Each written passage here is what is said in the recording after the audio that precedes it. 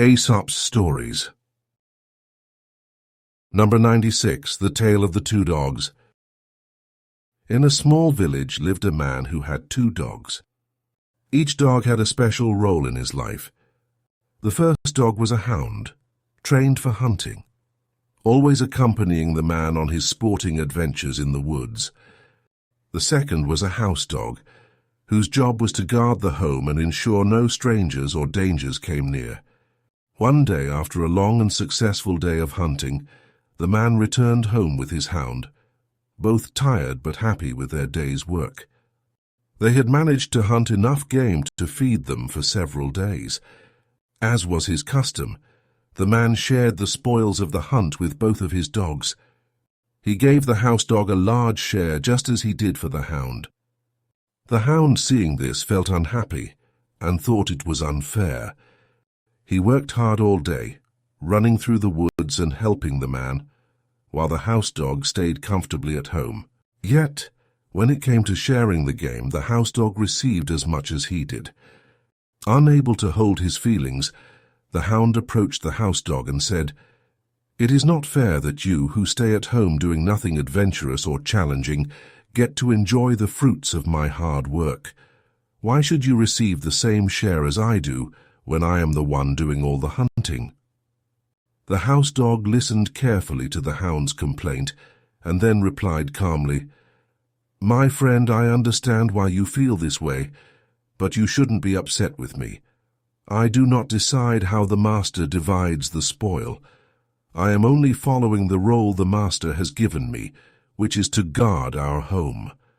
It is not I who should be the target of your grievance, but rather our master, who has trained us for different purposes." The hound thought about what the house dog had said and realized that he was right. The house dog did not choose his duty any more than the hound chose his. Each performed the task that the master had trained them for. Feeling a bit embarrassed by his earlier outburst, the hound nodded in agreement.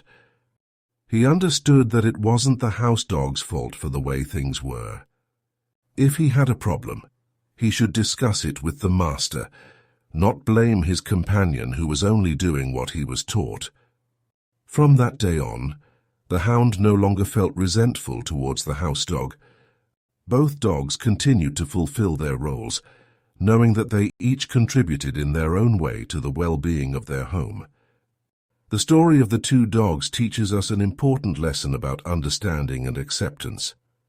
Just like the hound and the house dog, people often have different roles and responsibilities, and it is not fair to judge another without understanding their circumstances or the instructions they are following. It reminds us that everyone has their own tasks and duties, and each should be respected for their contributions, no matter how different they may appear. Number 97. The Stag's Risky Hideout. In a quiet forest filled with birds chirping and leaves rustling, a stag found himself in grave danger. He was being chased by hounds, their barks loud and close behind him. Panicked and desperate to escape, the stag ran as fast as he could. In his blind fear, he stumbled upon a farmyard and decided to take a chance. The stag dashed into the farmyard and quickly found a shed where oxen were kept. Hoping to hide from the hounds, he squeezed himself into the shed among the large, calm oxen. One kind ox, noticing the terrified stag, whispered to him, "Oh, unhappy creature, why should you bring yourself into such danger? This place might seem safe, but it is the house of your enemy." The stag, panting and scared, replied, "Please, let me stay just for a little while. I need to catch my breath. As soon as I can, I will find a way to escape safely." As the sun began to set, the farm's herdsman came to feed the oxen. He walked around the shed, filling the feeding troughs, but he did not notice the stag hiding among the straw. After the herdsman, the farm bailiff and several laborers came through to check on the oxen. They talked and laughed, not seeing the stag concealed in the corner. Feeling relieved, the stag whispered his thanks to the oxen, saying, "Thank you for hiding me. I owe you my life." One of the oxen replied, "We are glad to help, but you are not safe yet. The master of the farm has not come through. He sees everything and misses nothing. You must remain hidden until he has come and gone." Just as the ox finished speaking, the master of the farm entered the shed. He was unhappy with how the shed had been maintained. "Why is there such a scarcity of fodder?" he grumbled as he inspected the oxen's racks. "There isn't enough straw for them to lie on. And look at these cobwebs, nothing is clean." As the master poked around checking every corner of the shed, he suddenly stopped. His eyes narrowed as he spotted the tips of antlers peeking out from a pile of straw. With a sharp shout, he called his laborers over, pointing at the hidden stag. "There, a stag in my ox shed!" he exclaimed. Quickly, he ordered his laborers to seize the stag. Despite the stag's hope for escape and the oxen's kindness, the master's keen observation led to the stag's capture. The laborers grabbed the stag, and his brief refuge came to an unfortunate end. This story teaches us a critical lesson about the dangers of seeking refuge in unfamiliar places and the importance of understanding one's surroundings. Even in moments of desperate need, the choices we make can have significant consequences. The stag's choice to hide among the oxen, though it provided temporary relief, ultimately led to his discovery and capture, showing that not every hiding place is safe. Number 98. The Pigeons and the Two Predators. In a quiet, peaceful meadow, there was a large tree where a group of pigeons made their home. These pigeons lived happily, flying around and pecking at seeds all day. However, their peace was often disturbed by a kite, a bird of prey that frequently circled the sky above, eyeing them as potential meals. Each time the kite appeared, the pigeons would panic and rush into their cote to hide. One day, as the kite's shadows loomed more frequently and threateningly, the pigeons became extremely worried. They knew they needed help to protect themselves. In their desperation, they decided to ask a hawk for assistance. The hawk was known as a powerful bird, even more formidable than the kite. The pigeons approached the hawk and pleaded, "Please, Mr. Hawk, will you help us? The kite frightens us every day and we cannot live in peace. We need someone strong like you to protect us." The hawk, seeing an opportunity, quickly agreed. "Of course I will protect you from the kite. Just let me stay in your coat, and I will take care of everything," he responded smoothly. The pigeons, relieved to have found a protector, welcomed the hawk into their home. But soon their relief turned into horror. No sooner had the hawk moved in than he began to show his true colors. Instead of guarding the pigeons, he started attacking them.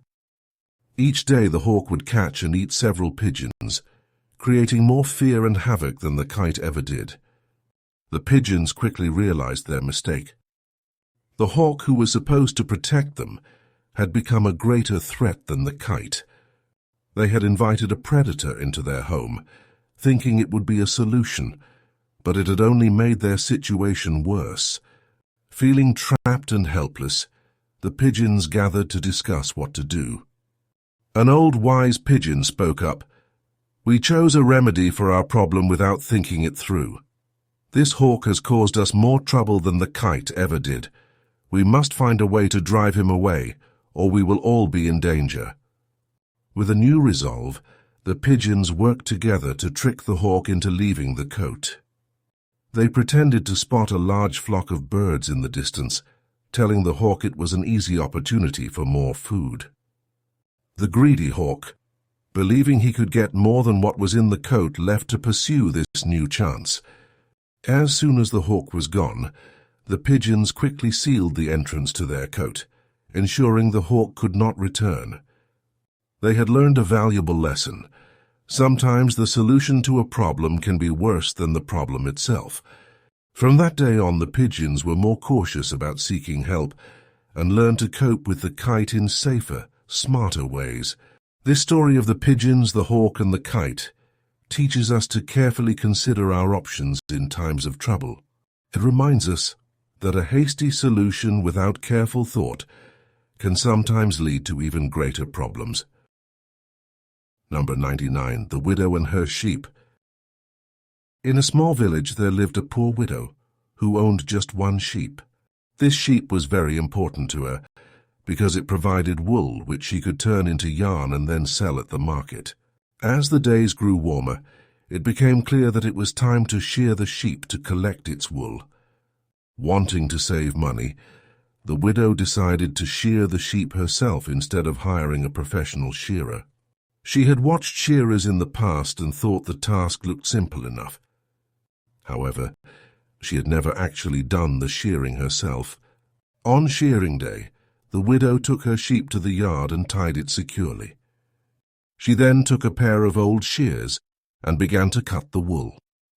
The widow was nervous and her hands were not steady. She tried to copy what she had seen the shearers do, but she found that it was much harder than it looked. As she worked, the shears slipped several times, cutting not just the wool but also the sheep's skin. Each time the shears cut the skin, the sheep twitched and cried out in pain. Confused and hurt, the sheep turned its head and said to the widow, "Why do you hurt me so, mistress? What benefit can my blood possibly add to the wool? If you want my flesh, the butcher would kill me quickly. If you want my wool, a shearer would clip me without causing pain." The widow stopped and looked at her sheep, realizing her mistake. She saw the wounds she had accidentally inflicted in her attempt to save a little money. The sheep's words made her think about what she was really losing by trying to do everything herself without the proper skills. Filled with regret, the widow quickly cleaned and bandaged the sheep's cuts. She then decided to take the sheep to a professional shearer. Watching the shearer work, she saw how skilled and gentle he was, shearing the sheep quickly and without causing any harm. The wool collected was clean and plentiful, much more and much better than what she had been able to gather. The widow sold the wool at the market for a good price, enough to cover the cost of the shearing and still have some left over. From that day on, the widow learned a valuable lesson. Trying to save every penny can sometimes end up costing more. She realized that hiring a professional was worth the expense, because it meant the job would be done correctly and without harm to her precious sheep. The widow never tried to shear her sheep herself again. She always hired a professional shearer during shearing season. She knew that the well-being of her sheep and the quality of the wool were worth the investment. This experience taught her that the least expense is not always the greatest gain, especially when it comes to the care of something valuable. Number 100. The Pact Between the Wild Ass and the Lion. In the vast expanse of the wild forest, where the sun filtered through tall trees and the ground was bustling with life, there lived a wild ass and a lion. Each had their skills, but both faced difficulties hunting alone.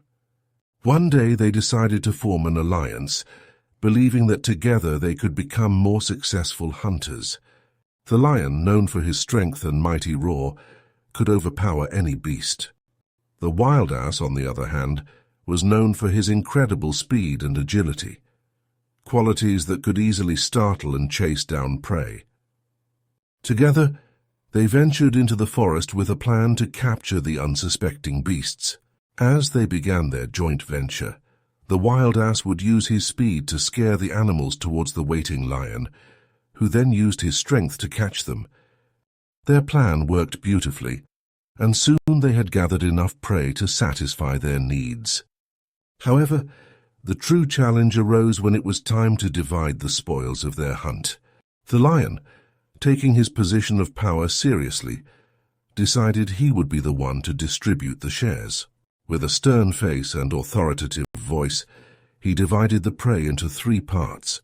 "I will take the first share because I am the king," declared the lion, using his authority over the forest creatures. He continued, "And the second share as a partner with you in the chase, recognizing our efforts together." The wild ass nodded, understanding the lion's point but waiting eagerly for his own share. However, the lion's next words surprised him.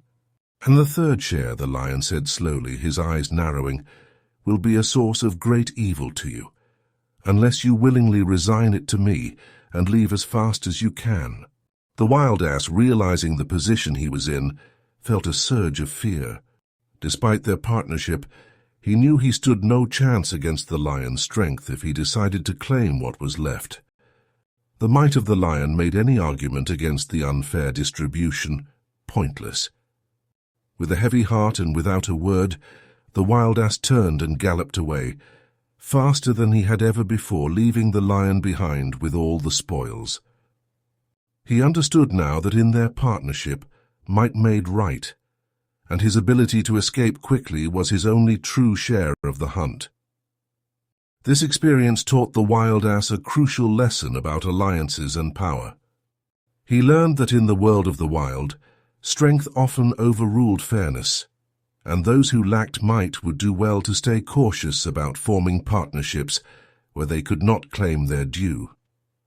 From that day on, the wild ass decided to rely more on his own abilities, appreciating his speed not just for hunting, but for keeping himself safe from the injustices that might arise from the powerful. And the lion, content in his dominance, continued to rule his part of the forest, respected and unchallenged, his belief in his right as the king only strengthened by their deal.